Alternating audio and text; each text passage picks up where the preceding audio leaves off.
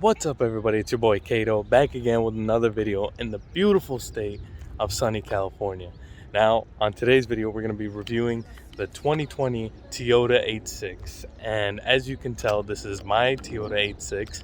So as you guys remember, we picked this up back in Lake Havasu City, Arizona, and we drove it back about 5 hours or so, and we put a lot of miles on it. So far, we're in like almost 2,000, and based off of what it is, it's amazing so far. But anyways, we're gonna go ahead and review this car for you guys today, and this is the base model. There's not too many base model reviews online from what I can tell, so sorry about the wind. I don't know if you guys can hear that or not, but yeah, we're gonna be reviewing it, and hopefully you guys can make a purchase decision off of my review, hopefully. But anyways, without further ado, let's get started.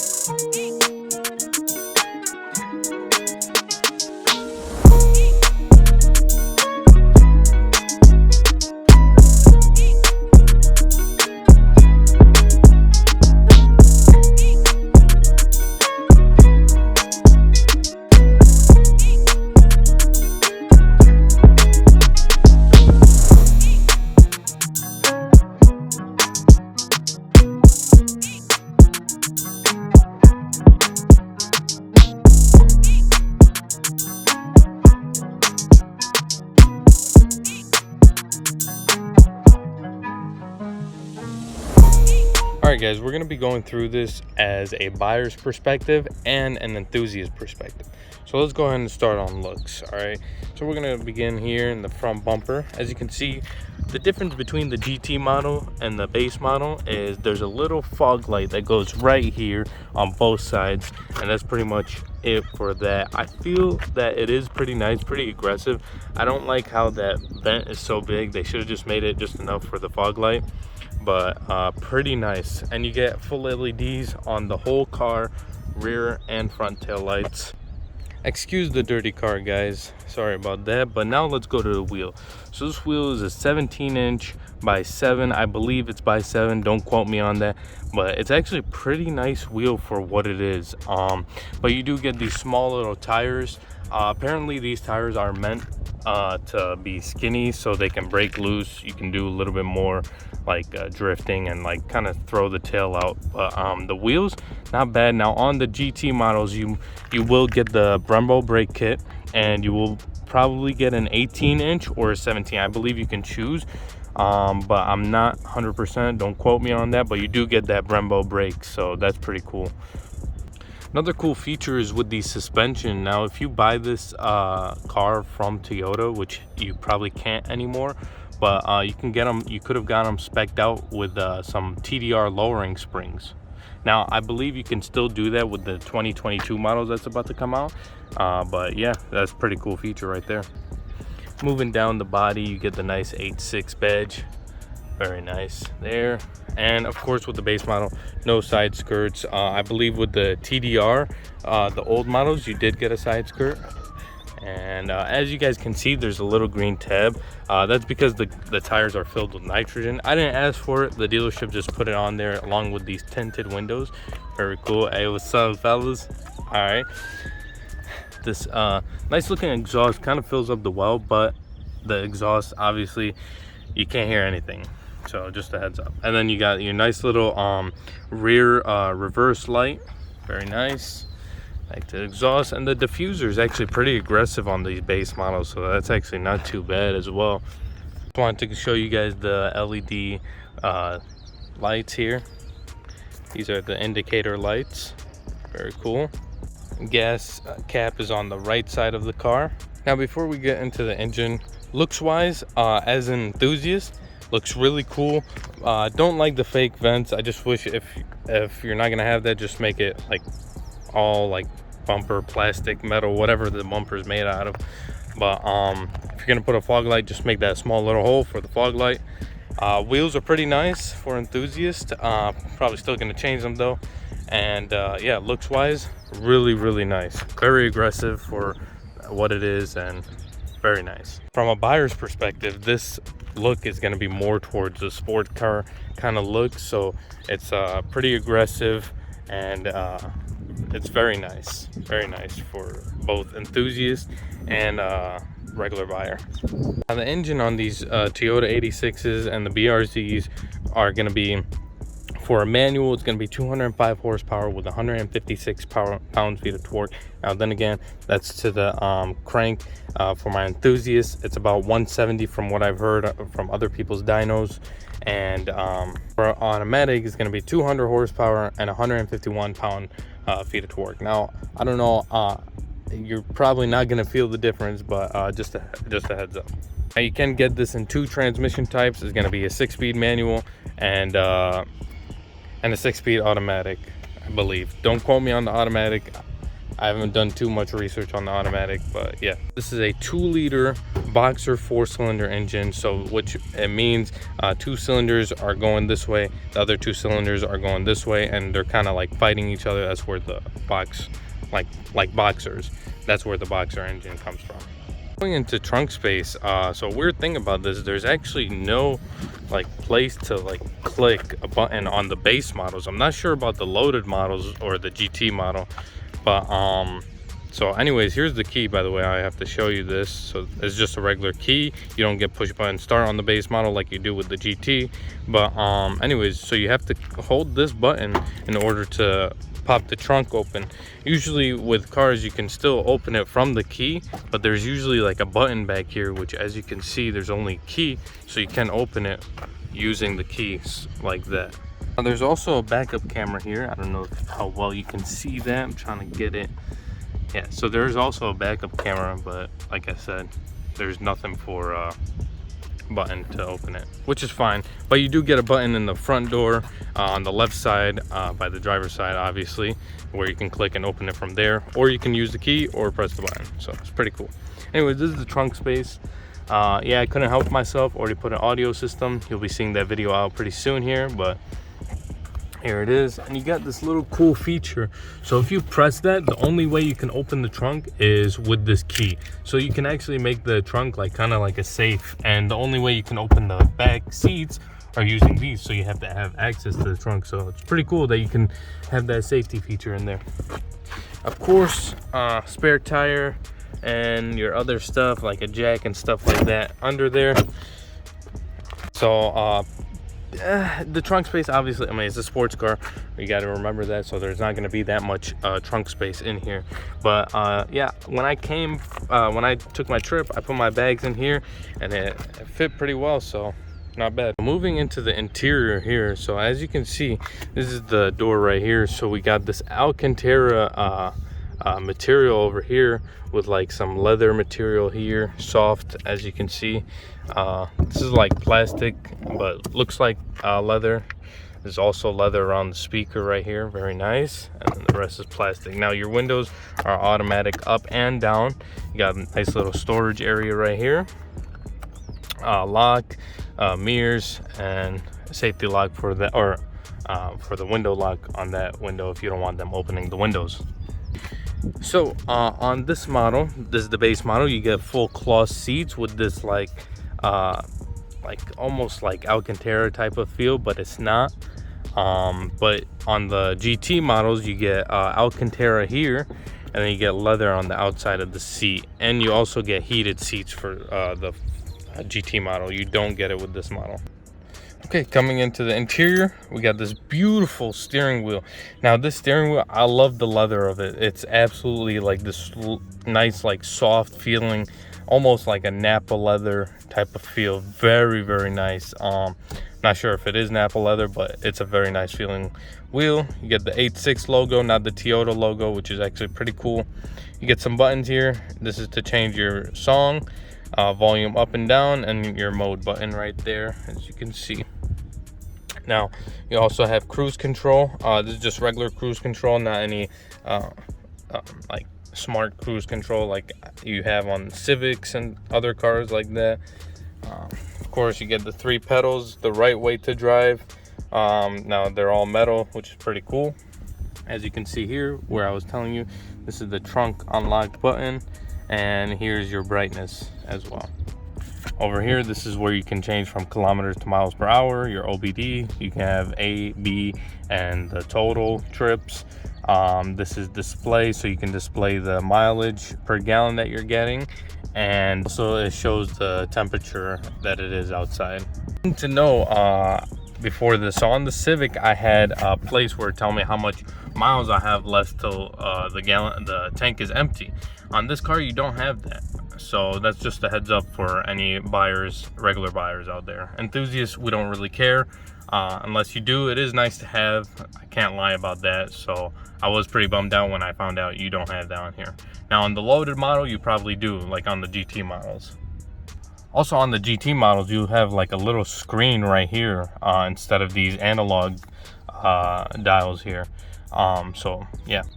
Now here you got your fuel.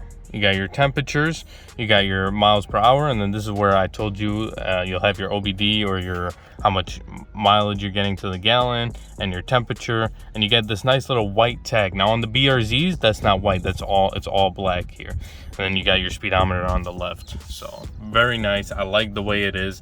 I prefer analog, so I don't mind not having that digital screen there, but I would like to get like how many miles till I'm empty on the tank. So but it's not a big deal, still very nice. Let's go ahead and turn this bad boy on. So of course, hold the clutch down, put the key in, just like that. Now of course, on the stock exhaust, you're not gonna really hear anything, but for buyers that are just daily driving this and don't want to modify it, it's very good for daily driving in my opinion. Not too loud, though it could get loud just when you're hitting the higher RPMs, that you just hear the engine, because the sound deadening in this car from outside is not that good, to be honest. Also, to any enthusiast that's gonna buy this, modify it. The exhaust, you're gonna hear a lot of drone because of course it's not very well insulated.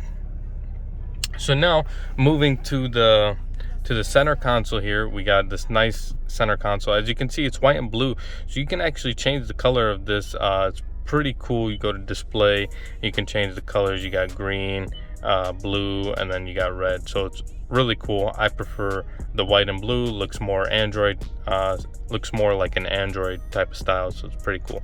Now here, something I don't like about here, there's no actual volume knob. You just have to click, which is, it's not a big deal. This is your home button, and then this is to talk if you have like Android Auto or CarPlay running, which you do have in this car. You can click that to access Siri or Google Assistant.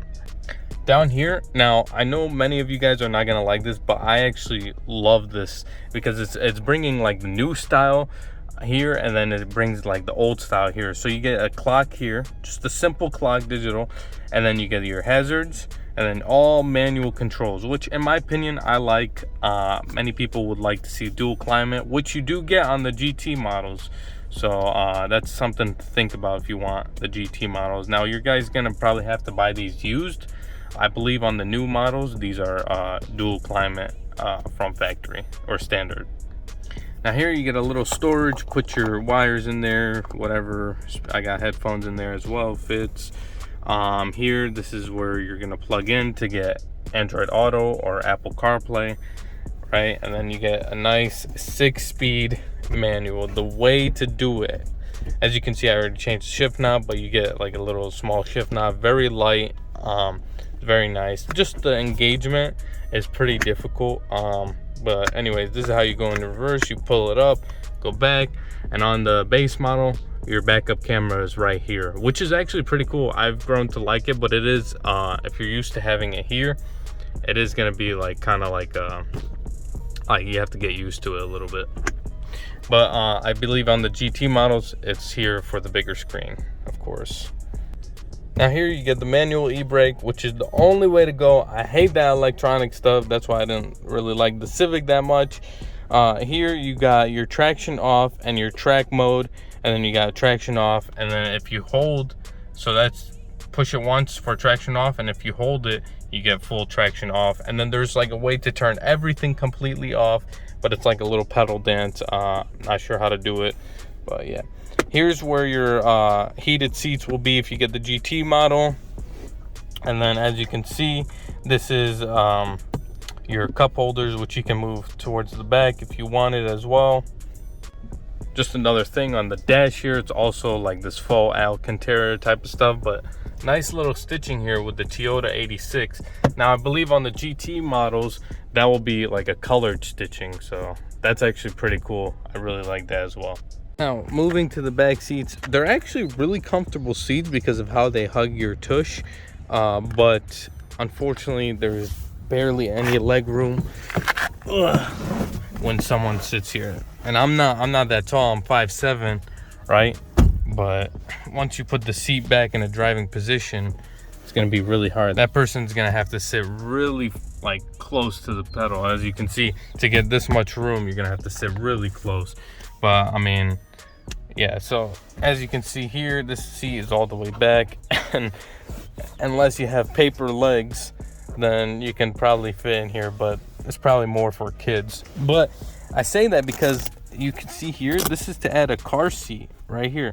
So that's pretty cool. You have that on both seats to add a little car seat for kids. So for anybody that's trying to persuade their wives to get this car, you can say, hey, it's a family car, you got back seats.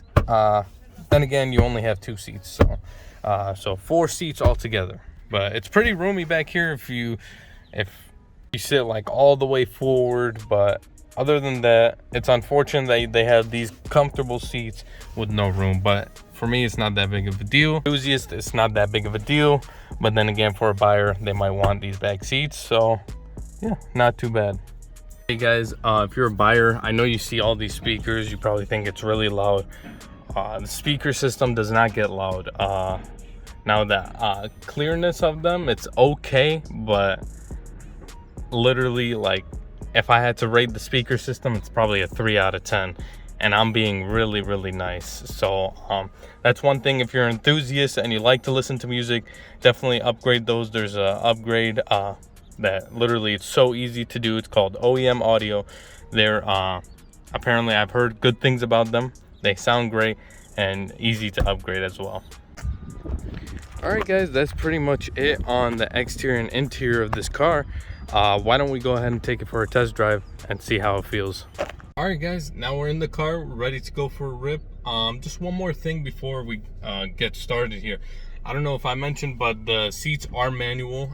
I don't know if that's a big deal with buyers, but that's something to look out for. I believe it's also on the GT model, so you don't get automatic seats with any of the models. Anyways, let's go for a rip. I'm gonna go ahead and drive like slow and like kind of speed limit, kind of like feel like how it would be daily driving.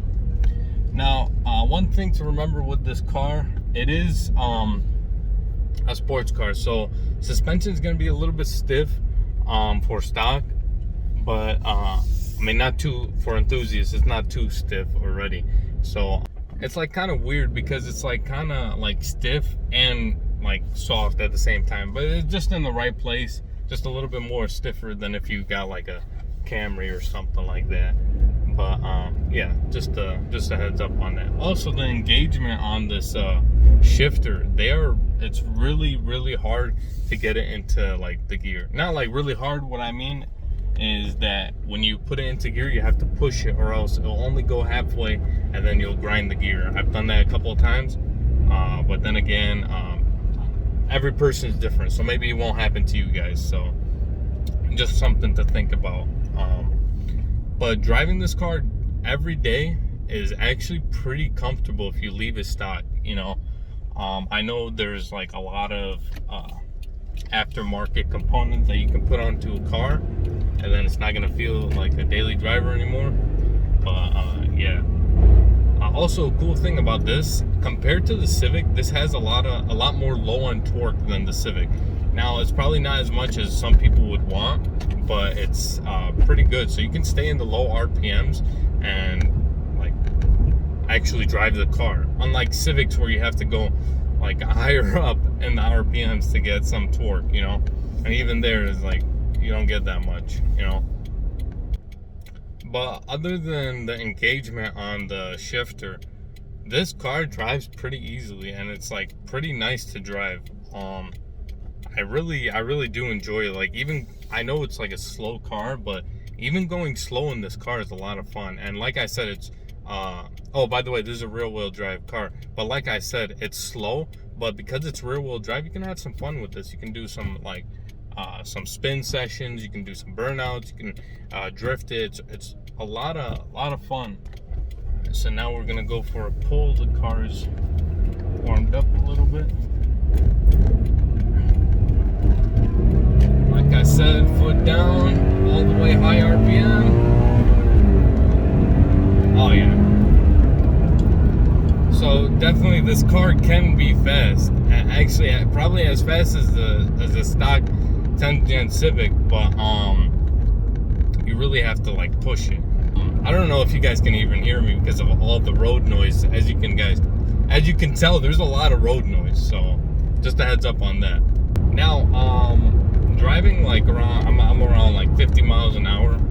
There is some road noise, like a good amount. And as you can see, the camera is vibrating. There's a lot of vibration in this car, and you can feel it in the clutch. When you're pushing the clutch down, you feel like a lot of vibration on this car. And then even in the shifter's like going crazy now. I'm gonna show you it here in a second.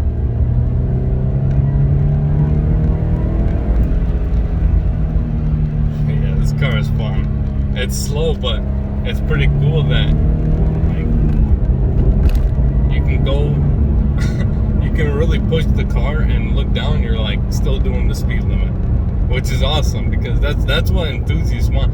But then again, like for my enthusiasts, you can slap on a supercharger, a turbo, and have like a good amount of horsepower. You can build the block and make like an insane amount of horsepower, probably way more than the 10th gen Civics.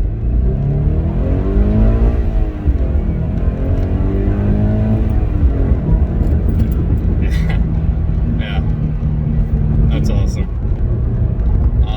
Of course, gas mileage is not the best on this car. I believe it's 21 and 21 in the city and like 28 on the highway. Makes this like 24, which is pretty much what I'm getting. I'm like around 23, 24. But when I was coming back from Arizona, I was able to get like 30 miles to the gallon. So if you're easy with it on the highway, you can really like get a good amount of gas mileage out of this. Anyways, real quick guys, I don't know if you guys can see it vibrating, but it is vibrating like crazy. Now I don't know if you guys could see those vibrations on the camera, but when you're driving this, there's a lot of play in the shifter, a lot of play. I can even show you right now. Here, let me go ahead and pull over and show you how much play is in this shifter. It's not a big deal. I'm just saying, don't be alarmed if you see it, because I guess that's normal. But check it out. Look, so if I go into gear, look how much play is in there. That's even worse than the Civic. But I mean, then again, it's not a big deal because the shifter, you pretty much know when you're in gear all the time.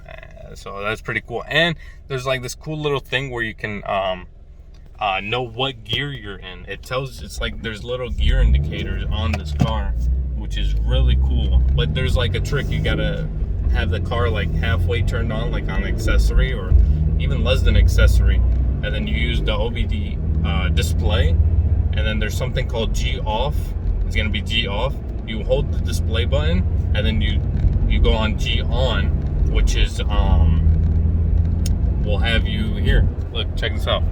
Look, do you see that 5? That's the gear indicator right there.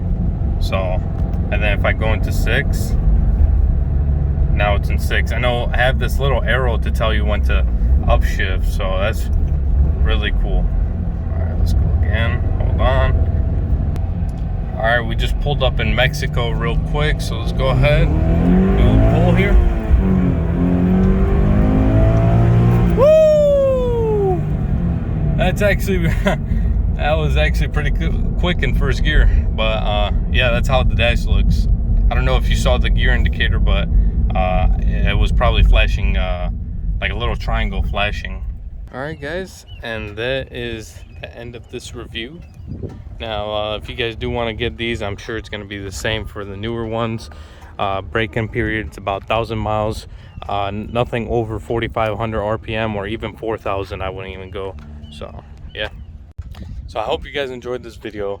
Don't forget to like, share, subscribe, and be on the lookout for me modifying this car. Of course, there's already a couple modifications that I had to show because I couldn't wait. I already did them, but you'll see them on the channel soon, and then you guys can go ahead and do those same modifications, and if not more, to this cars. So then again, I hope you guys enjoyed this video. Don't forget to like, share, subscribe, do all that good stuff, and have a good day. Don't forget, spread love, not hate. I'll see you guys next time. Rah!